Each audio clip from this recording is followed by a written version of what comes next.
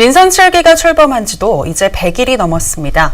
오늘부터는 인천시와 군구들의 새로운 시정 운영 방향을 점검하는 시간 마련했습니다. 박일국 기자 자리했는데요. 안녕하십니까? 예, 안녕하세요. 네, 오늘은 첫날이니까 먼저 인천시의 운영 방향부터 알아볼까요? 예.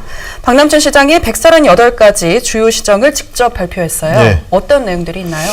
예, 박남춘 시장이 이제 100일, 취임 100일이 조금 넘었는데요. 100일을 맞아서 그동안에 정리했던 공약을 했던 사업들 중에서 좀 추려서 이것만은 꼭 하겠다라는 내용으로 발표를 했습니다. 책자를 발표를 했는데요. 이렇게 제가 가져왔습니다. 180페이지 정도 되는 굉장히 많은 양인데요. 이것을 다 설명해 드리긴 좀 어렵고 주목해 볼 만한 그런 내용들을 좀 한번 추려보도록 하겠습니다. 역시 박남춘 시장이 제일 많이 강조했던 것, 그 다음에 지난 100일을 되돌아보더라도 가장 눈에 띄는 것은 역시 시민들 참여, 주민 참여 예산, 이런 내용들입니다. 그래서 박 시장이 주민 참여, 그 다음에 투명한 행정, 그 다음에 공개, 이런 표현들을 많이 썼거든요. 대표적인 사업으로 이제 주민 참여 예산을 꼽는 이유도, 지난 100일을 거슬러 봤을 때, 현재 한 10억 원 정도인 주민 참여 예산을 내년엔 당장에 200억까지 늘리겠다. 오늘 그렇게 얘기를 했었고, 그 다음에 본인의 임기 내에는 500억까지 이걸 늘리겠다고 이야기를 했어요. 그래서 이 늘어나는 폭이 상당히 크지 않습니까? 그래서 주민참여 예산에 대한 상당한 관심이 있는 것이고요. 그 다음에 구체적인 방안을 또 마련하기 위해서라도 여러 가지 그동안 토론회도 있었는데 주민들의 참여를 더 늘리기 위해서 사람들이 많이 참여하는 것이 무조건 좋다라는 어떤 이런 관점에서 생업에 바쁜 주민들이 우리 지역에 어떤 예산을 쓰면 좋겠다라는 그런 정책적인 내용에 참여할 수 있도록 휴대폰을 이용해서 요즘은 스마트폰 앱을 이용해서 투표를 한다든가 하는 이런 시스템을 구축하는 방향까지 지금 점검을 하고 있습니다. 네, 시민들의 가슴을 뛰게 하는 정책들이 참 많은 것 같은데요. 예. 이 밖에 시민들이 주목해봐야 할 것들은 또 어떤 것들이 있을까요? 예, 조금 전에 책자를 제가 보여드렸습니다만은, 크게 보면은, 이제 지역 개발 문제가 있고요. 그 다음에 일자리 같은 경제 문제, 그 다음에 복지, 최근에 이제 많은 관심이 있는 남북 평화 사업, 이렇게 4가지 정도로 나눠볼 수 있습니다. 그래서 이 중에서도 역시 가장 큰, 차지하는 가장 큰 사업들은 역시 복지 사업입니다. 한 절반 정도는 복지 사업이라고 이제 봐야 할 것 같고요. 발표된 내용 중에서.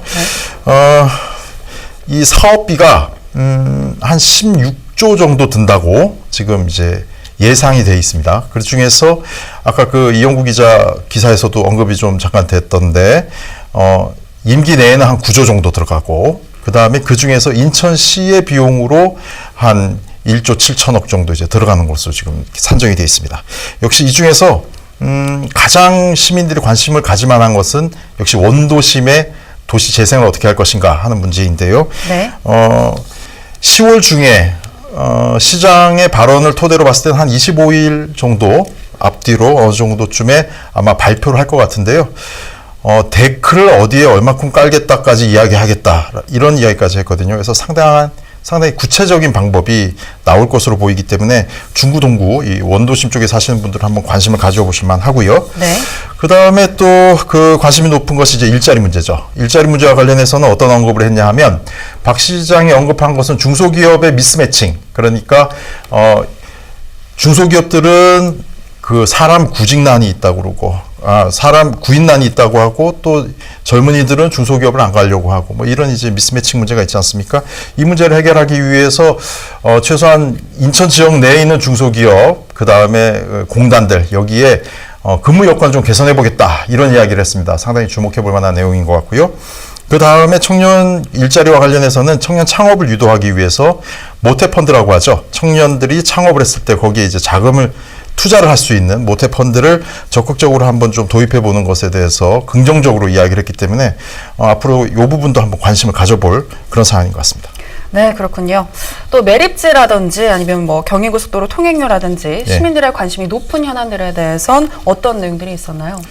예, 지난 선거에서 상당히 쟁점이 됐던 사안들이죠. 뭐 매립지, 뭐 공사를 뭐 인천에다 이관을 한다든가 이런 것들로 문제가 많이 됐었고, 또 경인고속도로 같은 경우에는 일반화 사업과 함께 이거 통행료를 이제는 뭐 폐지해야 되지 않느냐 이런 이야기들이 상당히 많아서 쟁점이 됐었는데요.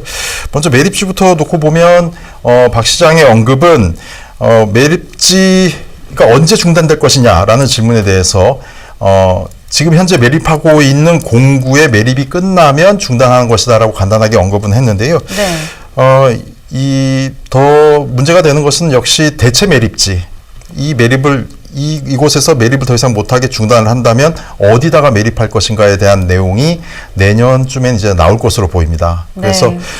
이 대체 매립지가 어디에 어떻게 조성이 될지, 서울과 경기 지역에 어떻게 조성이 될지 어느 정도 윤곽이 나오면 인천시에서 보다 적극적으로 서울시나 경기도에 대해서 어떤 요구를 해야 되는 거죠. 이제부터 언제까지 중단을 하자.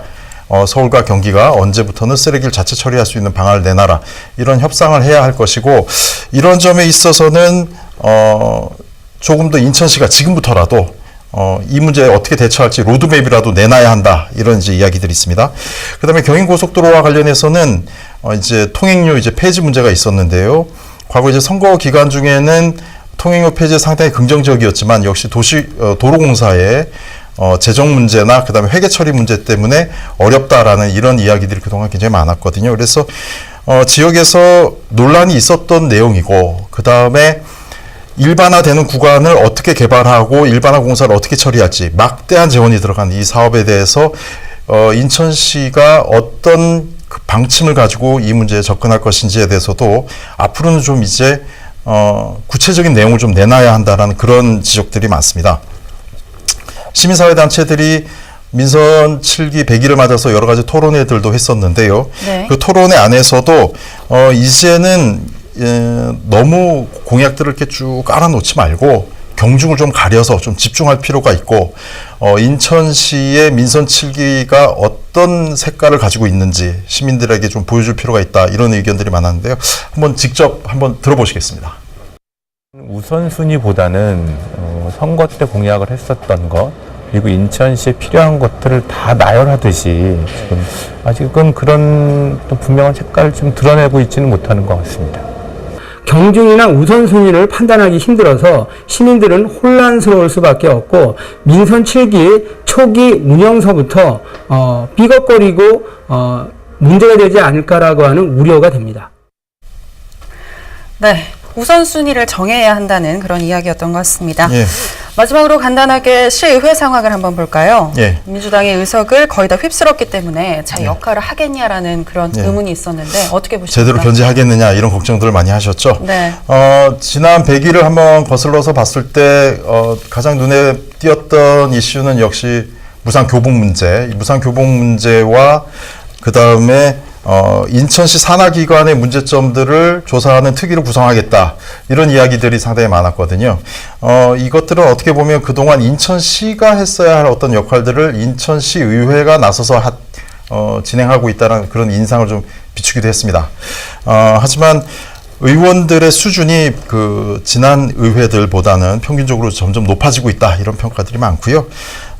지난 도시공사 그 사장 인사, 중앙에서는 인사청문회라고 하는데, 인천시에서는 이제 인사 간담회라고 표현하는데요. 그 간담회 현장에서도, 시민단체들이 노조가 참여해서, 사장의 인사검증 과정에 좀 이야기를 좀 해야 되지 않느냐, 이런 요구가 굉장히 많았기 때문에, 시의회가 이 부분에 대해서 전격적으로 좀 받아주는 이런 모습을 네. 좀 보여줬습니다. 그래서 나름대로 소통하는 모습을 좀 보여줬기 때문에 앞으로 좀 기대를 좀 해보고요. 무엇보다도 시의회는 예산을 심의하고 결정을 하는 곳이고, 그 다음에 행정사무감사를 하는 곳이지 않습니까? 그래서 곧 이제 행정사무감사와 이제 예산심의가 있기 때문에요. 어떻게 시의회가 운영이 될지, 어떤 의견들이 예. 나오는지 한번 주목해 봐야 할 것 같습니다. 네, 시민들도 관심을 갖고 지켜봐 주시면 좋겠습니다.